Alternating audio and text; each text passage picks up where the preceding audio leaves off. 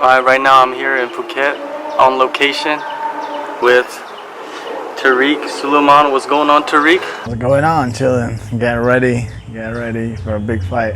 Yeah, before we get into that big fight that you got coming up, let's talk about, the last year.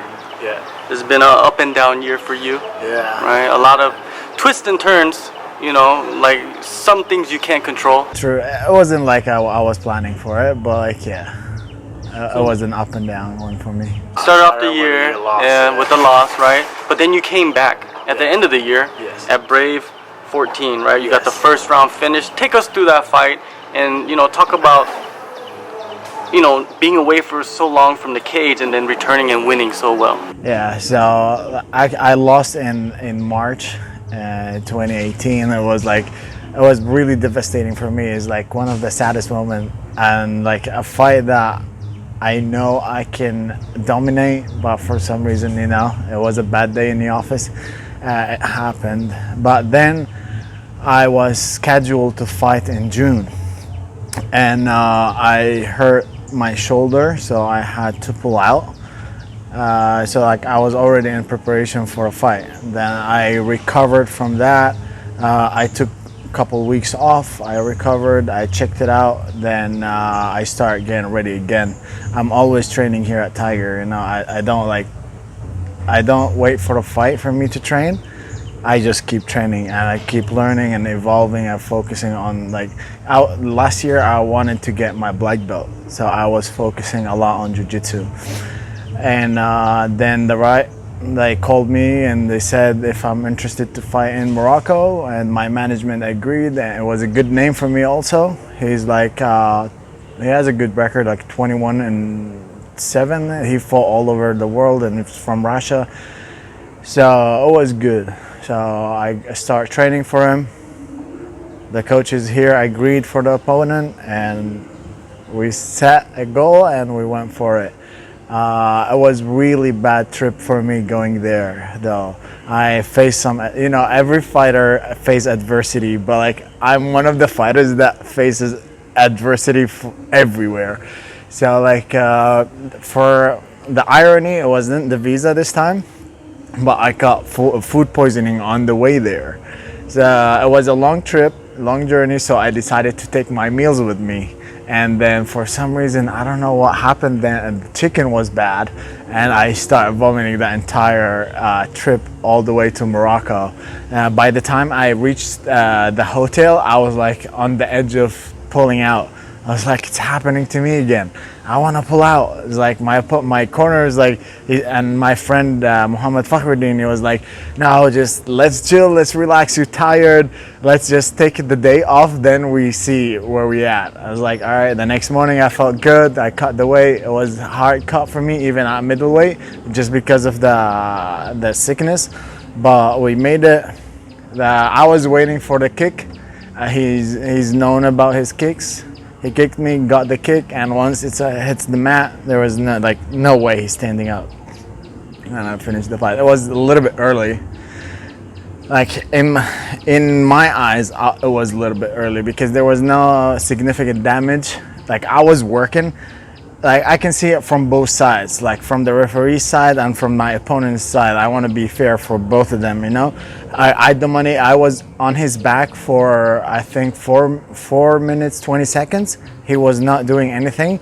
And the referee thought it was over. And then he asked him if he's good. He says that he gave a thumbs up, but he just showed a fist, and the referee thought he's giving up.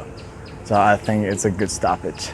Well, it's always good to end the year on a positive note. Yeah. But let's go back to that fight, Brave 13. You were supposed to be on that card versus Chad Honeycomb, which is a big name in the middleweight division. A huge fight for you, right? How devastating was it for you to be in camp preparing for a guy like that, and then in the last week or so, you had to pull out? I was super excited. I knew I have all the answers for his game. I knew I'm more experienced than him. I knew I had better jiu-jitsu than him. I knew that I can take him out. And it was so frustrating that I had to pull out. I was so angry. It was a good card. It was in Ireland. It was like the MMA fans there. You know, I don't have to talk about them, but like I wanted to go check it out there, check out the scene, and like taking that name would be a massive, especially in the Middle East ranking. He's ranked, I think, ahead of me, and it would be like great for me to just start climbing the Middle Eastern ranks. Definitely. Well, I'm pretty sure that fight will eventually happen this year, hope maybe. so. Right? I hope so. What is your status with Brave Combat Federation? They have my manager. My manager had to deal with them, so they let me. They want me to be active, so they allowed me to fight outside. Especially a name like this, it boosts my status big time. Especially if I go back and fight for them again. So I think they thought about it a win-win. I still have one fight on my contract. Because I got injured, the contract got extended automatically for 6 months. Like I don't know the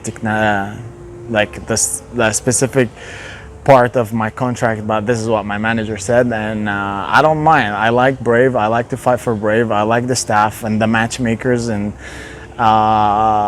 like it's a professional league, you know. And yeah, I think I will return to Brave midsummer or end of the summer, so I'm not sure yet. Depends on the result of this fight. Well, there's no other matchup to make except for you versus Honeycomb. He's the top guy right now. I think he beat a couple guys. He's not there anymore. Oh, maybe he's not. Okay. Well, you know, if that's the situation, then we can't do nothing about that, right? But I would love to fight him. Like I like to fights that make sense for my career. I am at a point in my career that I have to fight. Every fight makes a point, like should make sense. I can't just take random fights, you know. I need a fight at a time. Every fight should make sense, especially at my weight class. There's not too many. It's not like the lighter weights. It's like they fight regularly. They don't get injured. Bigger guys get injured regularly, and not too many middleweights in the world, I guess. Well, speaking of your next fight, actually before we get into your next fight, you mentioned earlier that you focused on getting your black belt.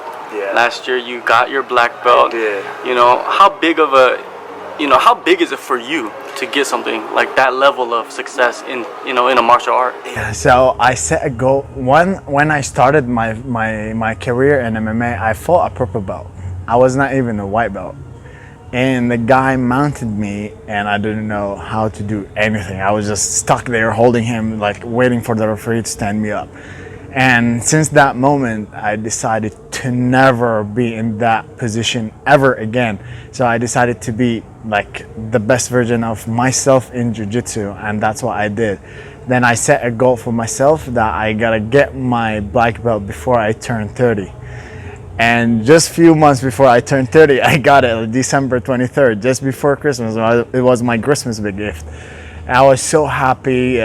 Like I can't describe my feeling. It was like I was smiling and crying, smiling and crying at the same time. It was so emotional for me to achieve a goal that I set for myself 8 years ago.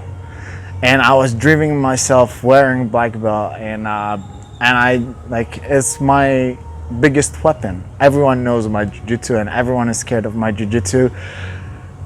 On the mat, off the mat, in the cage. Like, I mean, when it hits the mat, it's game, and I'm on top. It's a game over. And I'm like after I got my black belt, my confidence sky high. My jiu-jitsu, it's like you hit upgrade on a PlayStation game. And like boom, the character is already so powerful, and that's what happened. This is how I feel. It's like I got upgraded instantly when I got my black belt, so become like somebody different in jiu-jitsu. Yeah, it's kind of cool when they're promoting fights. They could add that to your promotion. Yeah, exactly. Brazilian, jiu-jitsu black belt. Exactly. Is part of you now. The sound of it. It is. To me, it seems like out of any martial art, that's the highest level black belt you could get, because you never see anybody say like, oh, this guy is a Taekwondo black belt, or or what is it, judo black. Really, it's rare that they mention that. Yeah, because in judo, I think you get it after 2 years or like I don't know. You know the moves and they hand you a black belt. But in jiu-jitsu you have to spend hours on the mat. You have to roll with numerous number of world champions. I rolled with who's like ranked number 1 in the world, Lucas Barboza, Josh Hanger, what's his name? The leg locker, I forgot his name. Greg Jones, Joe Cow, Douglas Lima. I rolled with everyone from everyone in the world, and just here I am. Gaining experience, getting confident in my jiu-jitsu game, and the ironic part that the first martial arts was my boxing. I started off boxing, but now jiu-jitsu is my biggest thing now. Yeah, I remember the first time I came here, I took a jiu-jitsu class, and you were the instructor. I don't know if you remember. Really? Yeah, the first time I came here, the first class I took here was your class. I think it was in the afternoon. And you were a purple belt at that time. I remember, really? yeah. Wow. And then I rolled with you, Yeah. and you tapped me out like 15 times, and I was just like, maybe I should stop doing this. Oh my God! Now you make me feel bad. I'm just kidding. Oh, Because it's all good. at least you like the class. Oh yeah, of course, All right. of course. If I'm getting tapped good. out, then it's good. All You know, I got that mentality. You know. Okay, cool. Now let's move on to your fight coming up. Huge fight for you. Yeah. Biggest name probably in your career so Yes. far.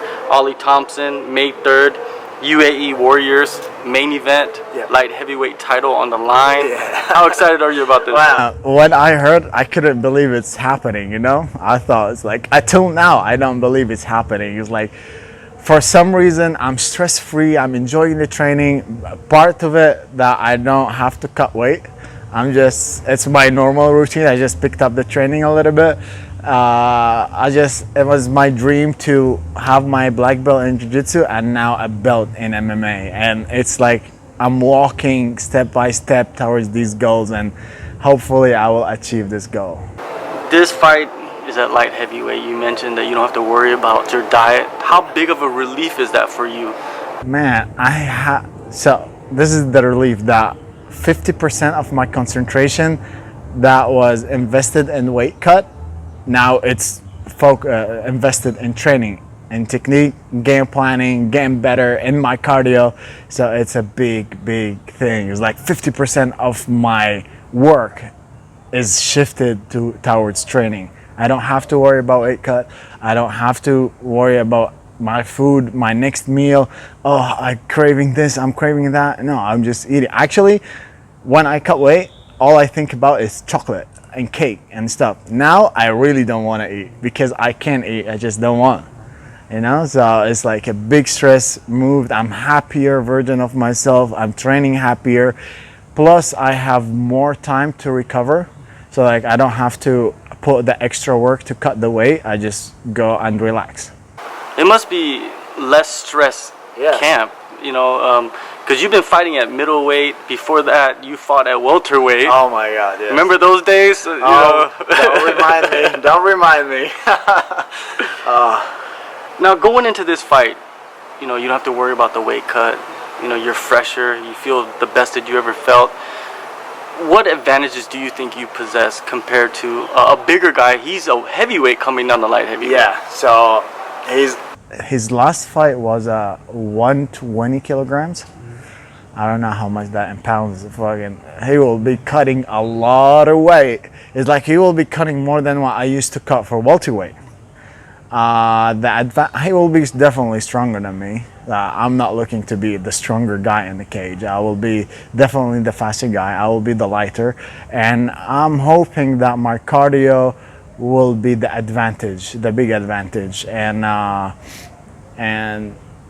like I think he will be worried about the ground. He doesn't like to get hit, so I'm looking to touch him. No significant strikes. I will be touching him, moving around, yeah, hopefully he gets angry and he chases me and he falls. You know, your ground game is strong. You have a boxing background. During this camp, have you focused on one compared to the other? Not really. Just worked everything. Yeah, I wrestle Tuesdays and Thursdays. Jiu-jitsu Mondays and Wednesdays. and I hit pads regularly. So not really focused on one specific thing. I think I'm a complete fighter. I think I'm like well-rounded everywhere. If it hits the mat, I think I will take him to the deep water. I will push him. I will force him to push the pace a little bit, and test his lungs and see how far he can go. It's a 5-minute rounds, so I think it's gonna. We'll see how long he will go. All right, well, that's it. Good luck to you, Tarek. Thank you. Thank you for your time, man. Thank you, brother. Thank you.